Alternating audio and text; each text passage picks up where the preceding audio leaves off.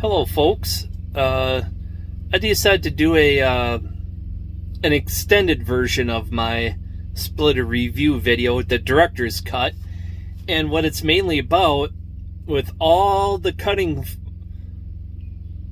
floor debris added back into the video, will give you an idea of how videos really look before they're edited. Either footage totally eliminated or sped up, one way or the other.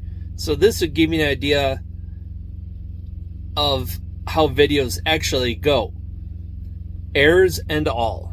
So yeah, it's just quite a long video, and just skip through it if you want. You know, it is what it is, and it's just to show you all the stuff that isn't added into the video, you know, or I should say all the stuff taken out of the video is put back in, and you understand more about the time some people put into it. So, all right, enjoy the show.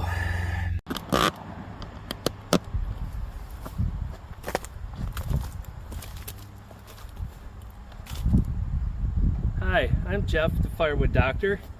Thank you for stopping in and watching this video. It's the first time here, and thank you for coming back if you've frequented my channel in the past or visited. Today I'm going to talk about the things I love, and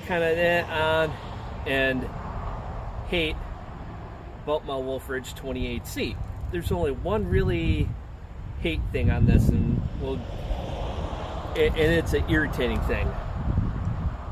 115 hours, 115 point something. I went about 5 hours over on to get to the second oil change, because I had to get certain things split, and I had to get a funnel to do it, and I'll get more into that details in the ugly part, the good, the bad, the ugly. So all right, let's do a little walk around and what I think is the good, the bad, the ugly. Then we'll get to splitting a little bundle wood and show you how that works.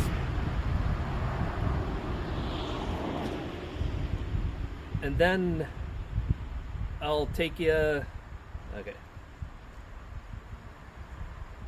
And then we'll split some bundle wood and show you how good it works for that with the 4-way wedge.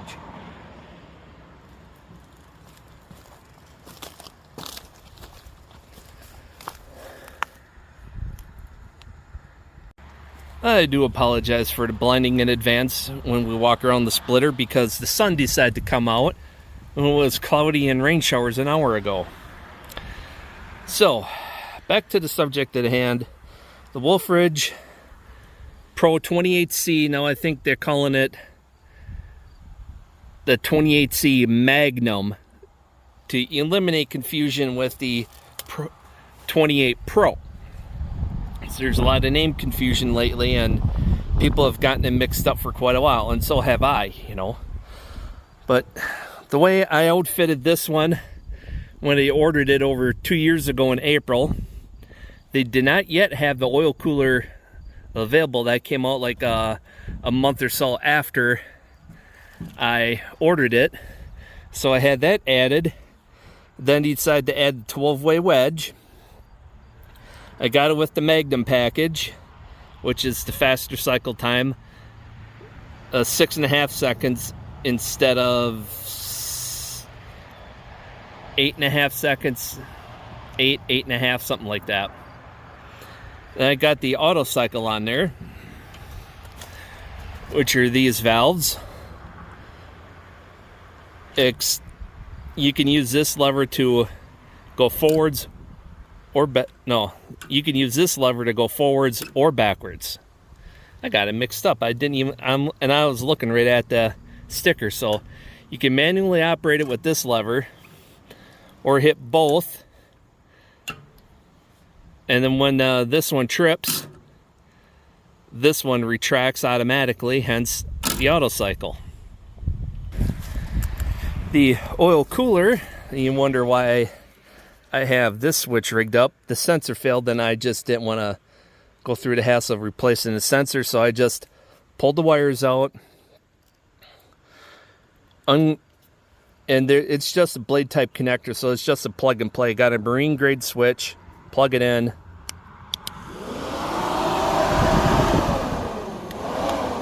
Fan works. 25 gallon hydraulic tank. I haven't had to add anything to it. I might have to add a gallon or two because when it extends, it drops down to the low. And one splitting job I had it hitting 180 because of the oil cooler wasn't working at the time. I have since remedied that. But 5 or 10 minutes idle brought it back down to 140. So yeah, otherwise when the thermostat's working, it keeps it down into that 130 degree range. And one thing I like is how heavy duty and beefy this hydraulic pump is. Cast iron concentric pump, 22 gallon per minute. Honda GX 390 engine. You look up online, it's a 13 horse engine, but some say it's like 11.8 or some weird oddball number, but it's 13 horse. And I got it with electric start. That was optional at the time. Now that's standard. Same with Autocycle and the Magnum Autocycle and Magnum package, I think, are standard. Electric start may not be. I have to double check. But yeah, that's how this is configured. The log lift. This is the one feature I cannot live without, is a log lift. I will never go without a log lift on any splitter again. This is the biggest back saver and time saver you can have. Another time saver is the Autocycle. That's a really nice feature when you can have, you have to have an old truck like mine. It's ancient, 2002, to get it to a point where you can have this up just above the tailgate. This is before I put weight in it. Once I get a few 100 pounds, it's going to sink below the level of the table so you can just push it right into the truck. That'll save time. Or you have to have a conveyor. Or better yet, a beefy utility trailer working in conjunction with the Outfeed Table Extension Act as grizzly bars and just shove it right into the trailer. That might be next on the list of things to get. Mine has an extremely rare option. Grease 4 Zerk fittings to grease the phenolic slides. Because at the time, bronze was not available. And I didn't want the plastic one, so I wanted something a little more durable. And I've only flipped the side plates once. And it's 115 hours, and that was maybe at the 90-hour mark, I think. Just to be on the safe side. Otherwise, these have not worn really much at all. So the next, I have a set of phenolics, and I'll probably use those once that set wears out. And then I'll switch to bronze. But this is one of the rarest Wolfe Ridge configurations out there. I have not heard of anyone else having phenolic with grease fittings, because at the time that was a custom order, and Wolfe Ridge happily did that. All right, so enough with the chit chat. Let's get the Wolfe Ridge Pro 28C fired up and split some bundle wood.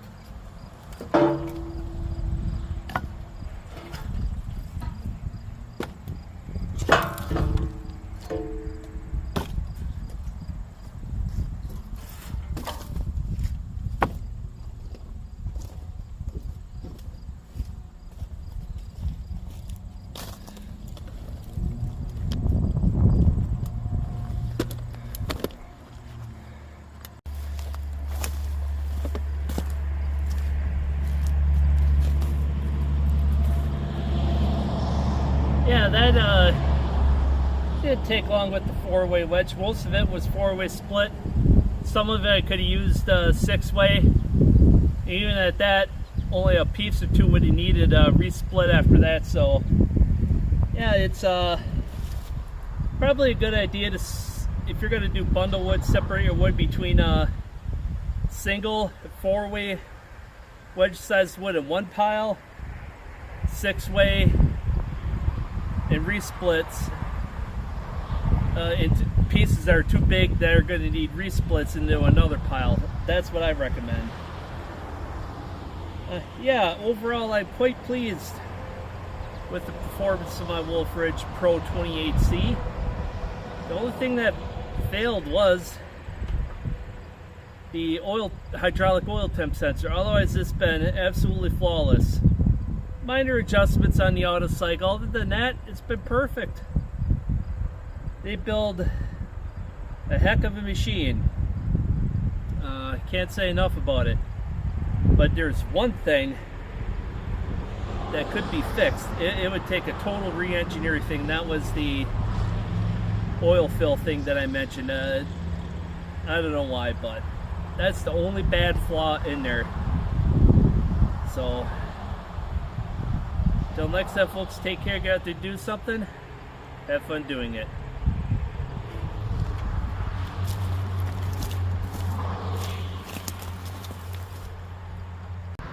This is the one thing I absolutely hate on the Honda engine. It's the location of the oil filler, and it's also the dipstick. I mean, it's like, if you don't have a nice comfy concrete floor to lay on, you're going to need a piece of plywood or something, otherwise your knees going to get dug into. Why couldn't they design this slightly differently to put like a top filler with a dipstick like a Briggs engine? That's my only gripe on this entire, my only real gripe on this entire splitter.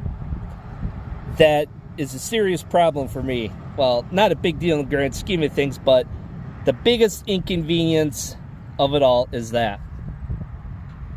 The other, the only other problem I have with this machine that doesn't have a somewhat of a V-shaped log cradle. That would be so much faster to do splitting from that side. Just put it in, drop it in, hit the levers, and done. That's, you know, that's a minor thing, you know, but the upside is you can move the rounds side to side, so that's not such a big deal, because then you can offset split it either side to side or offset split by moving the wedge. So overall, the flat beam gives you options to split the big chunks more so than the trough type. Welcome back, folks. This is the director's cut version of my Wolfe Ridge 28C 115-hour review video. I talk about what I liked and didn't like, and the one that's just a real problem. Overall, not bad. So hope you enjoy the show and see all the footage that's normally cut out from doing a YouTube video. So we'll call this one, oh, maybe I'll do it in the thumbnail pic. I haven't decided yet. The dirty secrets of filming a YouTube video. What you don't see. I could do that. Let's see. Do the what you don't see in the thumbnail. The dirty secrets of YouTube videos. Or I could do the direct 28C review video director's cut. I think I'll go with director's cut. I like that better. So I'll probably go with director's cut and what you don't see for the thumbnail. So, all right, let's get to it. I hope you enjoyed watching what actually goes on to make the video, what people cut out, because either they film it in hyperlapse or they cut it out entirely. So that gives you an idea what actually goes into a video. And I left it all in real time, no hyperlapse, so you know exactly what goes into filming these videos. Hope you enjoyed that take on it, the uncut video, so you know what actually goes into these things. So until next time, folks, take care, get out there, do something, have fun doing it. Take 3, because I rejected the first one and I forgot to set it for video. I just hit photo button, so I was yapping away about my biggest gripe on this machine, and it's not much of a gripe, which I'll get to in a minute. But due to 21 years of driving truck, it's a little harder for me to get up after getting down to drain the oil. That oil is spilled from refilling because I didn't have the right funnel available, and none were available in town to make the job easier and mess free. So I spilled a bunch. It's on wood chips. I'll get that cleaned up. But yeah, I can get down here to change it, to drain it, but my body doesn't like me to get back up too well. And then I need a special offset funnel or one with a flexible hose to get that. Even at that, my back doesn't like bending over much to, hold the funnel in place. Even if it's up to here, I'm still bending over, at a pretty good angle for me. But, it's all from the 21 years of driving truck, and my back is weak, so I've been battling rehabbing that since I started firewood. So, all right, let's wrap this one up.